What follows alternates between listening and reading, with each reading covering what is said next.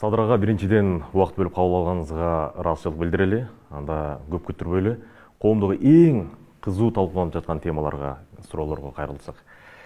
Мына Кыргызстанда коррупционерлердин анабасы катары сыпатталып келген Райымбек Матраимовду атайын кызмат кечөөгүнү кармап, ал адам мамлекеттин эсебине 25 миллион доллар төлөп берип, анан үй камагына чыкты деп жатат.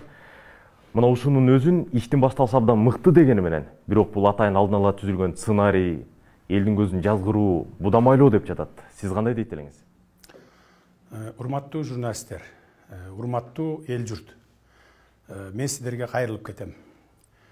Ушул тактыга мага ишенип алып келип отургуздуңар, эми аягына чейин ишенип колдоп берип туруңуздар. Бул чечимди мен кабыл алдым. УКМКнын башчысы кабыл алган жок. Ал камайм деди. Анткени Райым паспортун өзгөртүп, Дубайга чыгып кеткенге даярданган экен. Паспорту башка атка. Кармап келди, кармап келгенден кийин мага чалды, кармап келдик, камаган атабыз деп. Мен айттым, токтоп тур, жети өлчөп бир кесели дедим. Анткени мына буга чейин 2 жыл мурун Атамбаевди камадыңар, Райымдан 3 эсе бай. Миллиардтар бар анында. Бир тыйын төктүрдүңөрбү? Мына 2 жылдан бери мамлекеттин эсебинен багып жатабыз. Туурабы? Же туура эмеспи? Кулматовду камадыңар. Кулматов Райымдан 2 эсе бай. Ал 2 тыйын төктүрдүңөрбү? Төккөн жок. Аны да 2 жылдан бери мамлекеттин эсебинен багып жатабыз. Ошол эле сыяктуу Албек Ибраимов, Сапар Исаков тест боюнча деп жатат. Эшматов, Ташматов бирөөнөн ушу мамлекетке казынага бир тыйын төктүрдүңөрбү? Жок да. Мен башкача жол менен кетип атам. Менин иштөө стилим башкача. Муну биз жети өлчөп бир кесип атабыз. Мисалы Райымды азыр апарып 5 секундта камап койсок болот. 4 дубалда жата берет. Бир тыйын келбейт. Анткени ал өзү камалгандан кийин шотторунун баары жабылат. Ал өзү болмойын которулуп келбейт акчалары. Кустура албайбыз мындайча айтканда. Жылда буланат сот процесси. Мына азыр жана болгону эгерде камап азыр конфискация кылабыз, баарын ушинтип камап жатып алып тергейбиз ишти десек, анда бир үйүн алат экенбиз, бир машинесин алат экенбиз, макул бир башка бир объектисин алалык. Ал 24 миллион эмес 2 миллионго да чыкпаган имущество болот да. Ошондуктан мен силерден суранам. Бардыгы бир эле Райым эмес, бардык коррупционерлер кусат. Биз кустуруу жолу менен кетебиз. Куспайбы анда камалат. Бул азыр кечээ күнү дароо камалгандан кийин 80 миллион сом төктү. Эми тергөө органдары менен келишип, макулдашып иштеше турган болду. Ноябрдын аягына чейин 2 миллиард сом төгөт. Андан кийин эми бул башы эле, азыр тергөө жүрө элек, азыр изилдене элек. Мына Ташиевдин чыкканы, кызматка чыкканы 3 эле күн болду мына. 3 күндүн ичинде кармап келди мына. Мен чыкканым деле жумушка 3 эле күн болбоду. Анан эми эчтеке боло элек деле баягы мындай паникага түшүп, мына мурун сүйлөшүп алышыптыр, анан чыгарып ийип атат дегенди ушул токтотуп, тескерисинче журналисттер, ушу эл журт, ушу биз жасап аткан ишке колдон буттан алып жардам берип турсаңар деп атабыз да. Коомчулук азыр талап кылса 5 секундта алып барып туруп жаап койгонго болот. Бирок андан эмне пайда? Биз бюджетке акча түшүрөлү да. Бюджет дефицитибиз 30 миллиардтан ашык экен мына жылдын аягына чейин. Бир айлык ушул коррупционерлерден мурдакы, азырдагы министрликтерде отурат коррупционерлер бардыгы мага информациялар келип атат, маалыматтарды алып атам. Бардыгына кайрылуу жасайм. Сиздерден чыккандан кийин ошо кайрылуу жасайм, ошол жерде өз сөзүмдү айтам муну да. Бул чечимди тасыйф эмес, мен кабыл алдым деп алдыңыз. Ошондо өзүндө сиз өзүңүздүн ыйгар муктардан ашача башка бир атайын кызматтын мекеменин ишине кийлишип кеткен жоксузбу? Мен алардын ишине кийлигишкен жокмун, аша чапкан жокмун. Бул саясий иш болгондон кийин кандай гана бул резонанстуу иш да. Ошондуктан бул бардык жоопкерчилик менин мойнумда турат. Мисалы, Ташиев кандай чечим кабыл алса дагы акыр аягы келип менден сурак болот. Туурабы же туура эмеспи? Мамлекет башчы катары эл ишенип алып келип отургузду. Ошон үчүн биз кеңешип туруп, биринчи эгерде кусабыз, төгөбүз ошо бай ичкен жегенибизди, уурдагандарыбызды кайра бюджетке кайтарабыз дегендерди камабай баарын кайтартып төктүрөлү деп атабыз. Айтайын дегени мына 2 миллиард сомду төлөй турган болду деп атасыз, башталышында эле. Эгер сиздин көздөгөнүңүз мындан көп болсо анда канча сумма жөнүндө кеп болуп жатат? Азыр эми иш баштала элек да. Мына азыр жаңы кармап келип камады. Эгерде ал азыр Дубайга чыгып кеткен болсо, биз анда жылдап издеп жатмакпыз. Дубай бизге бермек эмес. Анткени Дубай менен биздин келишим жок ортодо. Баягы качып кеткендерди өткөрүп берүү боюнчачы.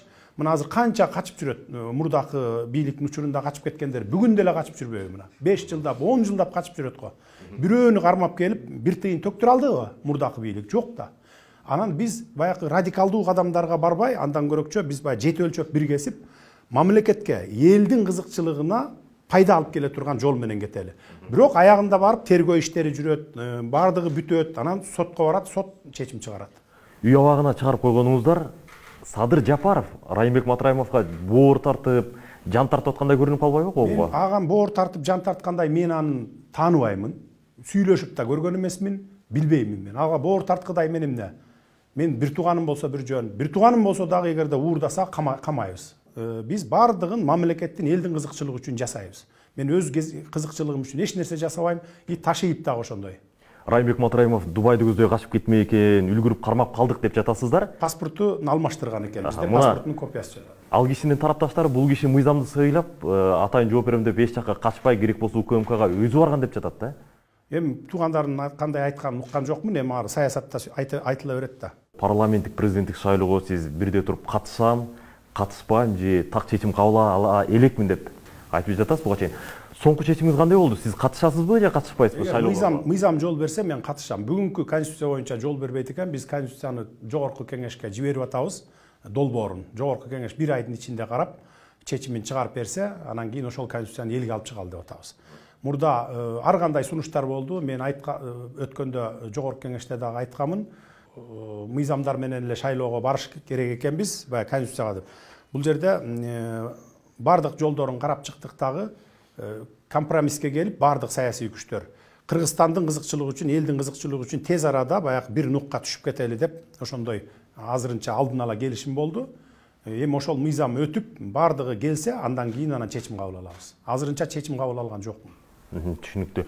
Парламенттик президенттик шайлоолорду таза, калыс, акыйкат өткөрөм деп жатасыз. Сөздөн сырткары конкреттүү кандай кадамдар менен? Биз 30 жылдан бери 3-чү революцияны баштан кечирип атабыз, Бул революциялар неден келип чыкты?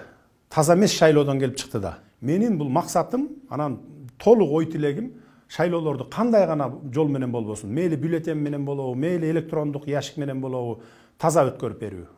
Парламенттикпи, президенттикпи, кандай гана шайлоо болбосун. Анан мен азыр тапшырма бергенмин, маган кечээ күнү маалымат беришти. БШКга блокчейн системасын киргизели деп. Bir 24-25 milyon doların tegerегинде болот экен. Ал акча каражатында таап атабыз булактарын. Блокчейн системасын киргизип таштайбыз.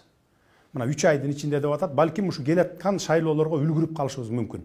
Үлгүрбөсөк, ал шайлоолордон кийин сөзсүз жасатып киргизебиз. Блокчейн системасын түшүнөсүз да. Ооба. Ал жерден эч ким жасоого мүмкүн эмес. Купуялуулугу корголгон. Купуялуулугу корголгон. Анан кийин мисалы сиз Баткенде туруп добуш берсеңиз, автоматтык түрдө сиздин добушуңуз чыгат баягы жерден. Эгерде уурдалып атса же башка жасалып атса, башка мисалы 4 аппарат турат да, 4 баягы центр. 3 центри блокко коет. Мына ошондой. Ал жасоого мүмкүн эмес аны. Эл кандай добуш берсе, так ошондой добушу чыга турган система. Мына ошону орнотобуз. Мен азыр убакыт керек, мага ошону орнотуп кетем. Андан кийин шайлоо жөнүндө маселе көтөрүлбөйт. Таза өттү, таза эмес өттү деген маселе. Жогорку кеңештин депутаттарынын алдында сиз шайлоого барбайсызбы деген маселени кабыргасынан коюшканда, сиз барбайм дедиңиз эле. Эгер мыйзамдар жол бербесе барбайм. Мыйзамдар жол берсе барам. Ал азыр чечилелек маселе. 50-50 болуп турган маселе. Мына азыр пандемия өтө олуттуу маселе болуп турат. Анын коркунучу жоюлуп кеткен жок. Сиз дайындаган саламаттык сактоо министри даярдык баардыгы шайма-шай, баары жайында деп ишендирип жатат. Сиз өзүңүз ушуга ишенесизби? Биз колдон келген жардамды берип атабыз. Мен күнүнө маалымат алып туруп атам. Азыр 300 жанагы дем алдыруучу аппараты турат. Ошону эгерде министрлик жарактуу десе, ошолорду таратып өткөрүп беребиз. Аппарат жагынан чечилип атат. Анан дары-дармек жагынан маселе бар. Акчасын Каржы министрлигине айттык, тапшырма бердик. Баарын отургузуп алып кеңешме кылып атабыз. Каржы министри менен саламаттык сактоо министрлигин күндө тапшырма берип атабыз. Даярдык бар, колдон келишинче күрөшүп атабыз. Сиз абакта жаткан учурда бийликке кайрылып, ушул вирустан дарылоо боюнча бир өзгөчө купуя бир ыкма бар экенин, ал мезгилдин сыноосунан өткөнүн, эгер бийлик уруксат берсе, ошону сынап көрүү жөнүндө сунушуңузду айтып чыктыңыз эле. Азыр деле ошол оюңуздан кайткан жоксузбу? Мен жаңылбасам бул жерде уу коргошун жөнүндө сөз болуп атат. Кайткан жокмун андан. Мен аган убактым жете элек. Аны ошол саламаттык сактоо министрлиги менен биргеликте комиссия түзүп туруп, анан аны баягы эмеден сыноодон өткөрүп көрүшүбүз керек да. Анткени мен өзүм деле оорудум. Мына ооругандарды айыктырдык. Бир топтор айыкты. Мисалы үй бүлөсү менен айыккандар болду. Мен түрмөдө жатканда ошол ачык эле айтайын, Кара Балтанын фин полициялары бир топ ошол кызматкерлери ушул дарыдан айыкты. Бир дары ичкен жок башка. Анткени бул мен өзүм да ошондон айыктым. Бир эле коронавируска эмес, мисалы ашказандын рагына илгертеден бери кыргыздар колдонуп келген дары. Бул ашказандын рагына жатсаңыз, байланыш болбосо сизде, ошол адамдар сиз менен кантип байланышып атты? Эми абакта жаттым, байланыш бар абакта. Интернет бар, телефон менен эле жаттык да, эми кептин ачыгы. Мыйзам жол бербейт, бирок баары бир баягы катып алып колдоносуң да, эми баары бир. Текшерип келет, баягы шмон жасайт, таппайт кетет, алар кеткенден кийин колдоно бересиң. Мыйзамда кайсы бир маселелер президенттин ыйгарым укугуна кирсе, кайсы бири өкмөт башчылыгына кирбейт деп мындай талашып тартышып келишет да. Азыр эки тизгин бир жылбыр толук сиздин колуңузда. Сиз эки эң жогорку бийликтин ыйгарым укугун толук кандуу пайдаланып жатасызбы? Мыйзамдарда бизде көп мүчүлүштүктөр бар да. Бир мыйзам экинчи мыйзамга каршы келип калат. Айрым мыйзамдарды кабыл алып салган, бирок алар конституцияга каршы келет. Мындай абдан көп мындай бир тоскоолдуктар бар. Бирок бардыгын мен колдонуп атам. Тапшырмалар берилди, мыйзамдардын баарын иретке келтирип, кийин ошо бир эле бири-бирине карама каршы келбеген мыйзамдарды кабыл алдырабыз да. Бирок бүгүнкү күндө мен толук колдонуп атам. Демек толук жоопкерчилик сизде? Толук жоопкерчилик менин мойнумда. Сот адилеттигин, мыйзам үстөмдүгүн орнотуу боюнча түркүн түстүү кеңештер, ар кандай чакырыктар айтылып келет. Бирок ошону качан токтотуп мындай сөздөн ишке өтөбүз? Конкреттүү сиз эмне кыласыз ушул сот адилеттигин орнотуу үчүн? Сот системасын мен 2011-жылы эсиңерде болсо реформа баштаганда баягы жүздөй кишини алып келип алып, кыйкыртып, мени комитеттин төрагалыгынан кетсин дедиртип, баягы мен жасап аткан реформаны токтоттурушкандагы кайра бүгүнкү сот системасын түзүп алышкан. Бүгүнкү сот системасы ак үй, көк үйдөн бир эле звонок болсо коркконунан чечет. Анткени көз каранды. Сот системасын биз толук көз карандысыз кылабыз. Ага убакыт керек. Мына 3 ай, 4 айлык убакытта биз бүтүрөбүз, аны көп күттүрбөйбүз жыйынтыгын. Анткени мыйзамдар даяр турат, аларды ошо бир сыйра карап, балким кичине-кичине өзгөртүүлөрдү киргизебизби, жогорку кеңеш аркылуу өткөрүп алып туруп, баягы 2011-жылы баштаган сот реформаны аягына чыгарам. Менин ал максатымда турат. Сот адилеттигинин мааниси, анын мазмуну эмнеде? Ал эмне үчүн керек? Өлкөдө адилетсиздик орногон өлкөдө, анан мыйзамсыздык орногон өлкөдө эч качан өнүгүү болбойт. Анан адамдардагы мындай ишенимдүү жашай албай калат да. Биз сот системасы адилеттүү болсо, мыйзамдуу чечимдерди кабыл алса, коррупцияга аралашып кетпесе, анда ошол элге, мамлекет үчүн баягындай ишенимдүү болот дагы, мамлекет өнүгөт. Тоталитардык десем, баягы аса чаап кетебиз го, бирок авторитардык деп сыпатталып келген бийликтин запкысын тарткан адам катары, сиз демократияны өнүктүрүү, адам укуктарын жактоо жагында ушул маселеде эмне кыласыз конкреттүү? Демократияны өнүгүшүн мен толук колдоймун. Мурункулар окшоп сени сындаган бирөөнү алып барып камап, же болбосо иш козгоп, же артынан аңдытып, андай менде жок. Аны бардыгын айттым. Мурункудай кыскасын айтканда куугунтук болбойт. Эч кандай адам укуктарын бузуу болбойт. Бардыгын карап атабыз. Мыйзам кабыл алганда да мына конституциянын да долбоору даярдалып атат. Сурап атам аны дагы только адам укуктары толук сакталгандай болсун. Дүйнөлүк коомчулук бизге бир эч кандай бир доомат койбогондой болсун деп ошол талаптарды коюп атабыз. Сиз жана сиздин эң жакын өнөктөштөрүңүз мурдагы президент Сооронбай Жээнбековду өзү каалаган мөөнөттөн дагы эртерээк кызматтан кетүүгө аргасыз кылды.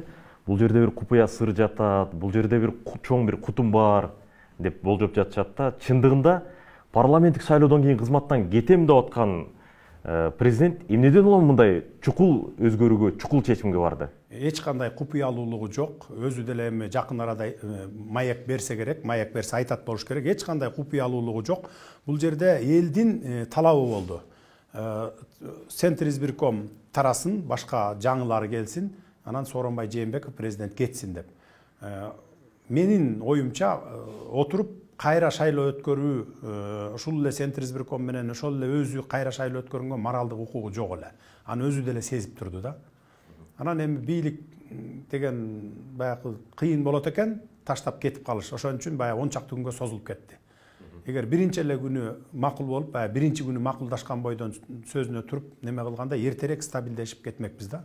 Демек тактоо үчүн биринчи күнү деп калдыңыз. ошол учурда дароо эле кызматтан кетүү жөнүндө макулдугун берди беле сиздерге? Биз сүйлөшүүлөр жүргөн, мен жалгыз жүргөн эмес, сүйлөшкөн эмесмин. Талант Мамытов депутат катышып отурган. Ошол жерде сүйлөшкөндө болду, эми стабилдүүлүк орноп калсын, мародерчулук болуп кетпесин, жанагыдай атышуу болуп кетпесин, элдер бири-бири менен кагышып кетпесин деп сүйлөшүп, макулдашканда ошентип кол алышканбыз. Мына ушул парламенттен өтүп алгандан кийин, меникин бекитип бергенден кийин 2-3 күндүн ичинде парламентке барып, элдин алдына сүйлөп, элден кечирим сурап, ушундай кылып туруп, анан татынакай экспе болуп кетейин деген сөз болгон. Анда парламенттик шайлоодон кийин кетем деген сөз кайдан чыкты анда? Эми ал кийин чыкты да, айнып кеткенден кийин чыкты. Анын тегерегиндегилер курчап алып, мына туура эмес маалыматтарды жеткирип жүргөндө тегерегинде 5-6 адам болгон. Мен ошондо эле айттым, тегерегиңиздерге ишенбеңиз, акыбал сизге жеткизип аткандай эмес, алар туура эмес жеткизип атат, кетпеңиз деп атат. Эл болсо талап кылып атат деп.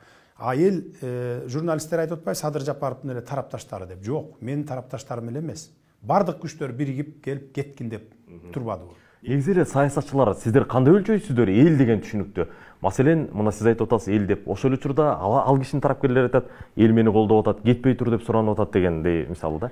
Эл деген бул кандай? Эл кимди колдоп турганын өзүңөр көрдүңөр. Бүт дүйнөлүк коомчулук деле көрдү. Мына айылдарда Россиядан чыгып атты, ар бир райондон, областтардан чыгып атты. Бишкекке келе албаса да жерлерде колдоп атты, туурабы?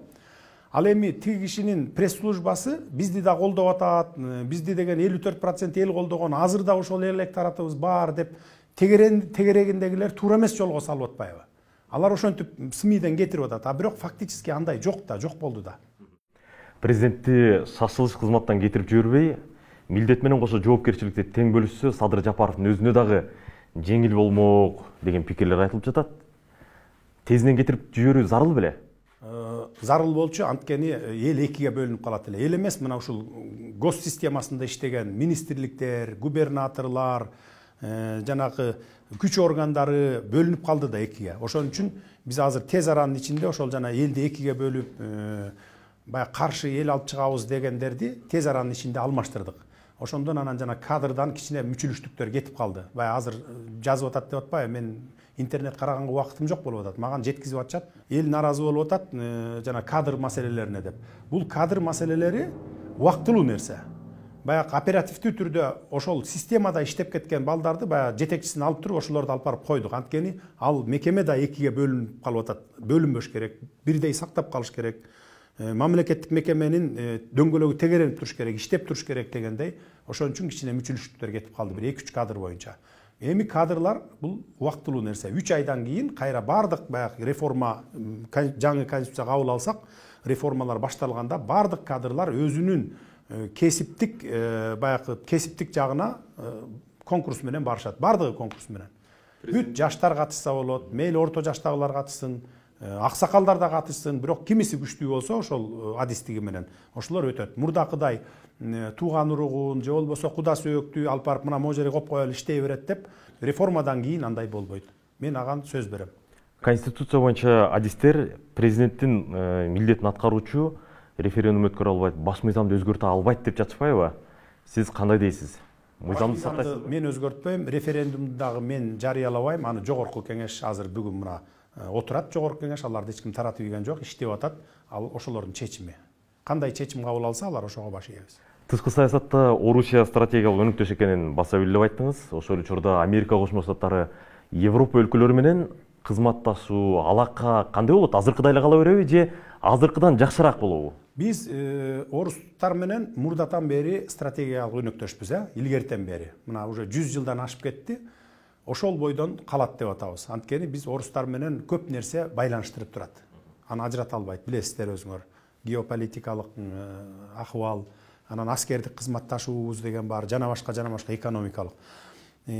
Калган мамлекеттер менен, Америка болобу, Кытай болобу, кошуна өлкөлөр менен, Европа менен биз эч кандай баягы бир проблема жок, иштешип кете беребиз.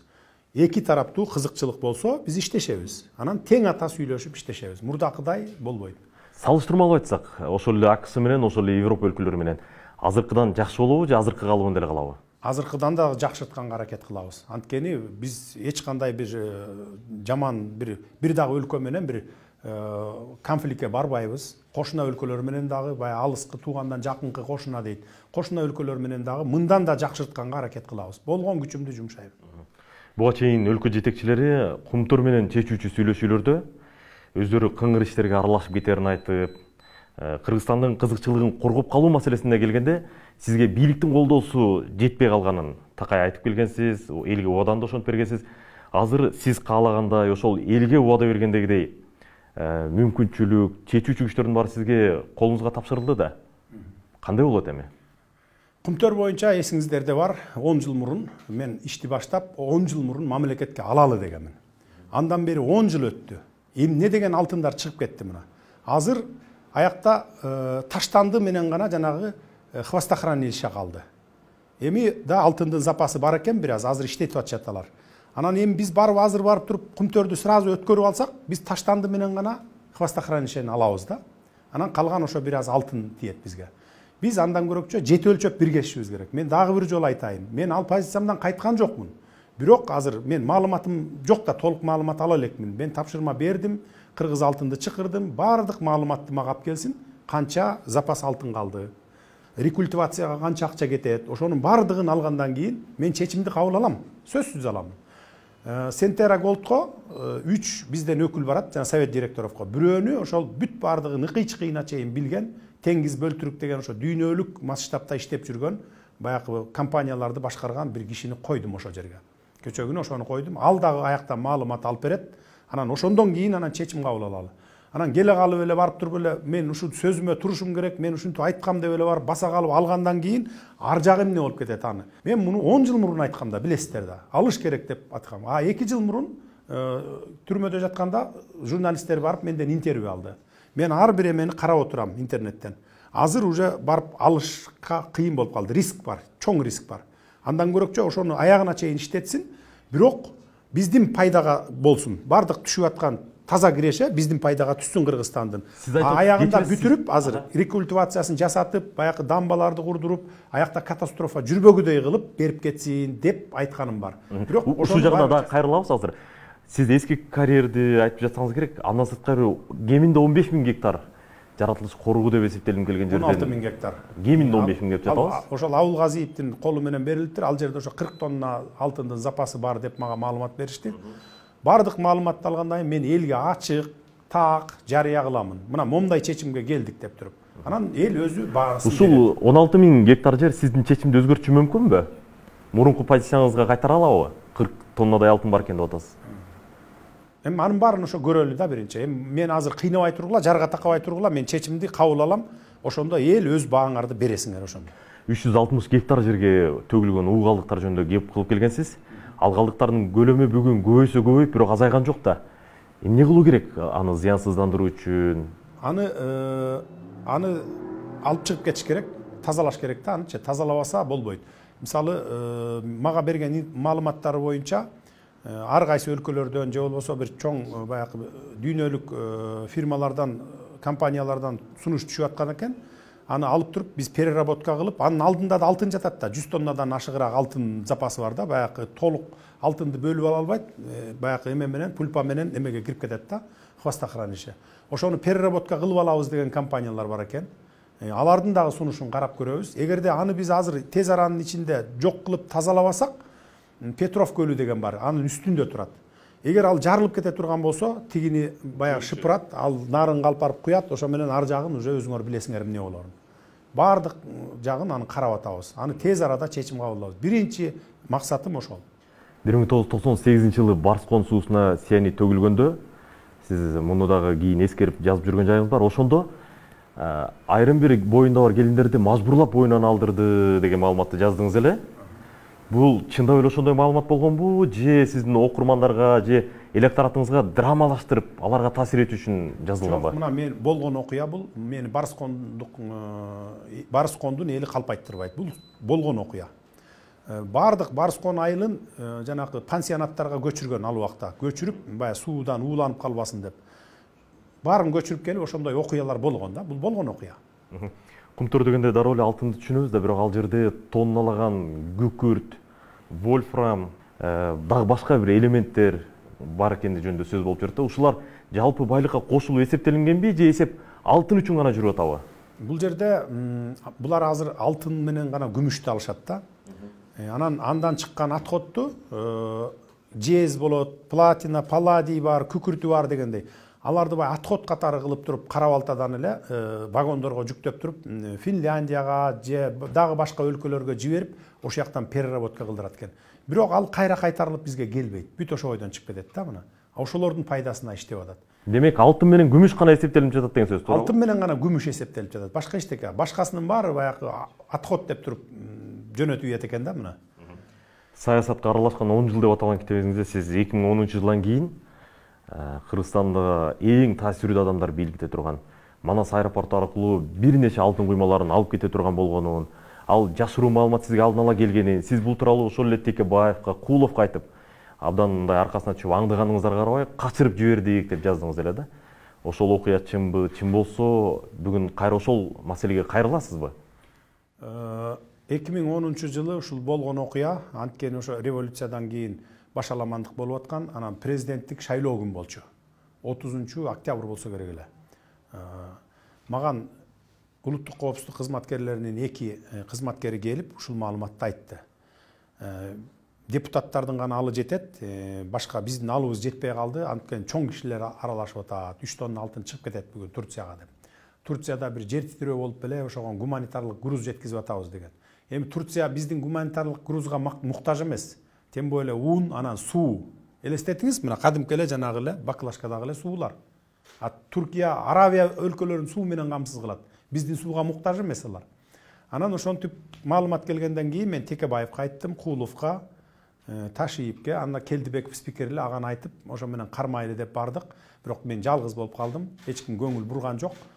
Ал түнү учпай калды деди самолетту. Ошо менен биз кеттик, бүгүн учпай калды деп. Бирок түнү менен таңга маал учуруп ийишиптир да. Ошо менен чыгып кетти. Эмне болот эми? Ошого кайрыласызбы? Кайрылып келебиз. Анын бардыгына кайрылып келебиз. Мына мен дача суу боюнча дагы тапшырма бердим. Баарын иликтеги эле күнөөлүүлөр жазасын алыш керек деп. Дача сууга да кайрылып келебиз. 3 тонна алтын жөнүндө кеп болгондо кайсы бийлик адамы жөнүндө сөз жүрүп жатат? Эми ал убакта деген Роза Отунбаева убактылуу баягы президент эмес беле? Баягы переходной периоддун президенти деп алып турган. Атамбаев болсо премьер-министрдин ордунда болчу. Келдибеков спикер болчу. Мына ушул 3 бийлик тургандан, бирок кимис экенин мен айта албайм да аны. Кармап албагандай. Бийликте кадрлар чоң роль ойной тургандыгы талассыз. Эгер мыкты дасыккан адис келсе, иш бир кадам алдыга жылып, ошонун ордуна эле бир чабал адис келип калса, 2 кадам артка жылып отура берген жакшыбы, же адамга көз каранды болбогон система түзгөн жакшыбы? Биз ошол системаны түзүп атабыз. Мына 3 айлык убакыт бергиле, конституцияны өткөрүп алалы, андан кийин бардык министрликтерди бири-бирин кайталаган жана бири-биринин ишин кайталагандар бар го. Ошолордун бардыгын бириктирип туруп, биз чакан гана министрликтер түзөбүз. Ошондон кийин мен дагы бир жолу айтып коеюн, кайталайын. Бүтүндөй дүйнө жүзүндө жүргөн, азыр дүйнөгө тарап кетти го биздин деген мыкты адистерибиз. Кыргызстандын ичинде деле жүрөт мыкты адистерибиз, бирок кызматы жок. Анткени бул ак үйдө, көк үйдө таанышың болбосо, же акчаң болбосо, жумушка орноша алчу эмессиң мурда. Эми могу реформадан кийин андай болбойт. Дүйнөдө жүргөн, мисалы дүйнөлүк масштабта баягы компанияларды башкарып жүргөн же ошол жерде иштеп жүргөн кыйын специалисттер келип конкурска катышсаңыздар болот. Эми сиздин жеке өзүңүзгө байланыштуу адамдык өңүттөгү суроолорго өтсөк. Сиз абакта жатканда абактан түз үйүмө барам деп ойлодуңуз беле, же дароо эле ушул көк үйгө келип калам деп күттүңүз беле? Эми эл көтөрүлүп аткандан кийин сөзсүз түрдө ойлоносуң, бирок мен ак үйгө келем деп ойлонгон жокмун, баягы аянтка барам деп ойлондум, бирок аянтка келдим. Эл өзү алып келди. Анан аянтка келгенден кийин акыбалды көрдүм. Эгер мен ошол жерден аянтка келип сүйлөп коюп үйгө барып жатып алганымда, анда такыр башкача болот эле. Бүгүн сиз менен биз минтип отурбайт элек да. Акыбалды көрдүм дагы, колго алдым. Дароо колго алдым дагы, тынчытып баарын.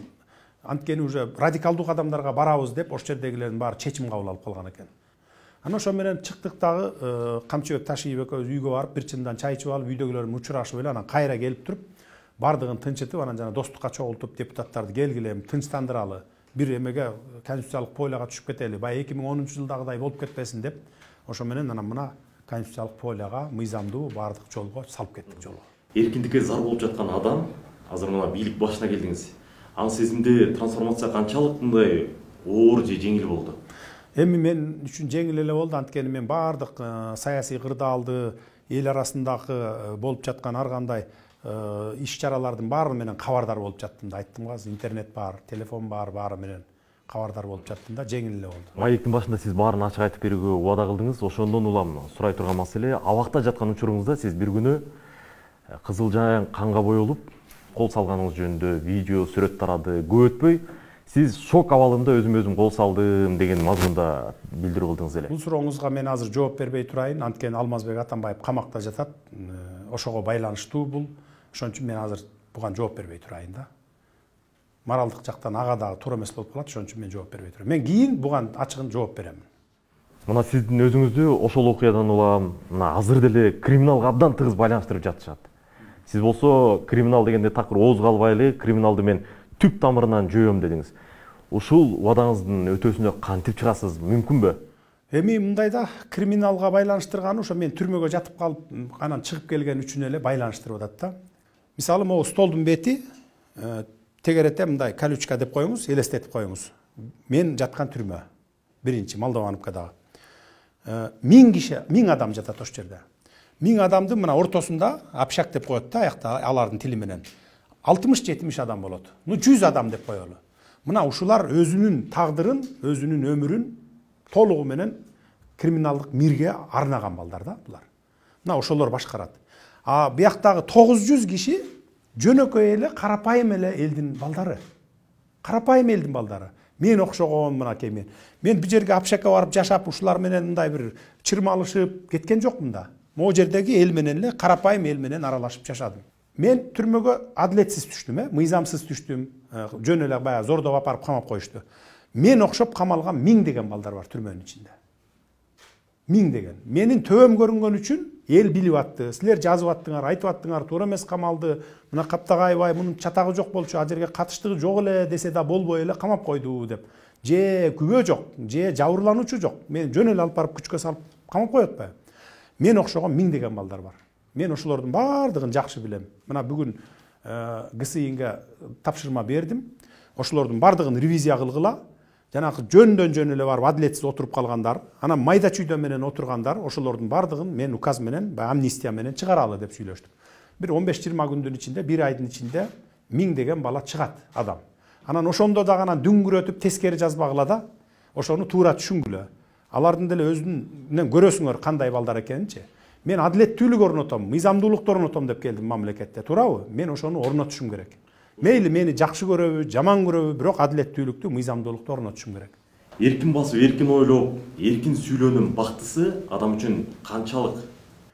Эркин ойлоп, эркин сүйлөш, конечно, бактылуу да адамчы, бактылуу болот. Эгер эркин жүрсөң, баягы сени эч ким бир мындай бир кыспаса, демократия болсо, сен өзүңдүн каалаганыңды айта алсаң, каалаган ой пикириңди айта алсаң, бул адамдын сөзсүз бактысы да мына. Мына анан дагы эсиме келгенде айтып кетейин. Жана криминалдардын бардыгына биз тапшырма бердик. Эгерде кимдир бирөө мурдагыларды, мисалы дойлага отуруп, жанагы неме алат го, ар кайсы жерлерден үлүш алып, ушинтип турган бардыгын камагыла дедик. Азыр баарына команда берилди. Жакын арада биз телефон доверияларды түзөбүз. Эгерде кимде ким ошентип кыйнап, бирөөнү зордоп, акча алып аткан жери болсо, чалат. Сөзсүз чара колдонобуз аган. Биз буган аябай катуу турушубуз керек. Анткени биз криминалсыз, коррупциясыз өлкөгө айландырабыз деп ошондой максат менен бет алып кетип атабыз. Убакыт бөлүп кабыл алганыңызга ыраазычылык билдирели. Чоң рахмат сизге. Рахмат сиздерге да.